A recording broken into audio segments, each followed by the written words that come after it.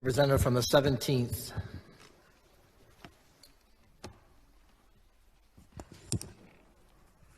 Thank you, Mr. Speaker. It is a West African tradition that whenever you address a group of people, you ask an elder for permission to speak. And today I rise with the permission of Rabbi Betzalel Mandelman, who is a treasured resident of the 17th Assembly District. So here we are at this part of this process. When I first conceived of the idea of running for office, I was reminded that this was a high stakes game, kind of like the Arnold Schwarzenegger 80s movie, The Running Man, where folks play for keeps. But as my colleague from the 14th stated, this isn't a game. It can seem that way, though, when all you're thinking about is winning and losing. What does winning look like? Maintaining power for another 10 years. But if this is a game, I got to throw a flag. I got to throw a flag on the representative from the 63rd for taunting. Now, in the NFL, that can get you 15 yards and maybe even take a touchdown away. However, what is the penalty for the people of Wisconsin? We could face another 10 years of gerrymandered, illegal maps that fly in the face of the Voting Rights Act, as well as a precedent set in several Supreme Court cases. I have to throw the flag on the representative from the 63rd because in committee he admitted that race wasn't something he considered in the process of drawing these maps. I know that in this, faux, politically correct, anti-critical race theory world, many in this body would like to pretend as if they don't see color or that they don't have to take race into consideration when they're making their decisions. However, Section 2 of the Voting Rights Act actually requires that race be taken into consideration.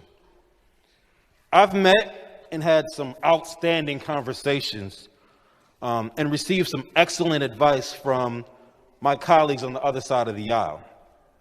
We were attempting to put some much needed legislation through, but let's keep it real. This process and these maps are about power and control in perpetuity. Republicans want a trifecta. They want the Assembly, they want the Senate, and they want the governor's mansion. Then they can run roughshod over the state of Wisconsin.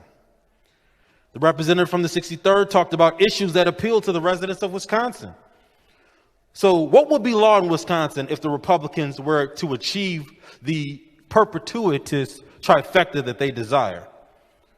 Attempts to shut down achieving climate justice, arcane abortion laws similar to those in the state of Texas, badger care and public education budget cuts, the continued infantilization of young white men in our classrooms by refusing to tell them all of the history of the United States and the world, refusing to expand badger care to offer those receiving health care from the state of Wisconsin to have birth workers available when they decide to have children, allowing Milwaukee, the home of the world champion Bucks, the Brewers, Summerfest concerts, the largest encapsulation of people in the state, to keep more of its money so that we can pay for roads, schools, hospitals, violence prevention interrupters, etc. And also the legislature ultimately becoming the decider of the outcome of elections.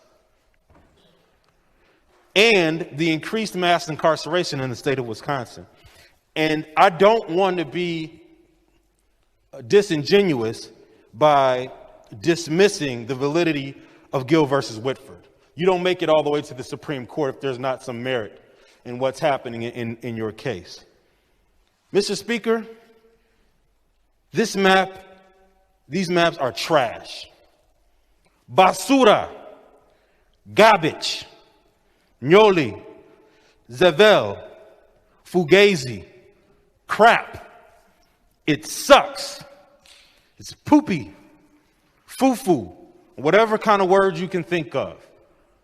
This Republican map is not what the people of Wisconsin want. It's not what they need. And the vote is red. Thank you, Mr. Chair.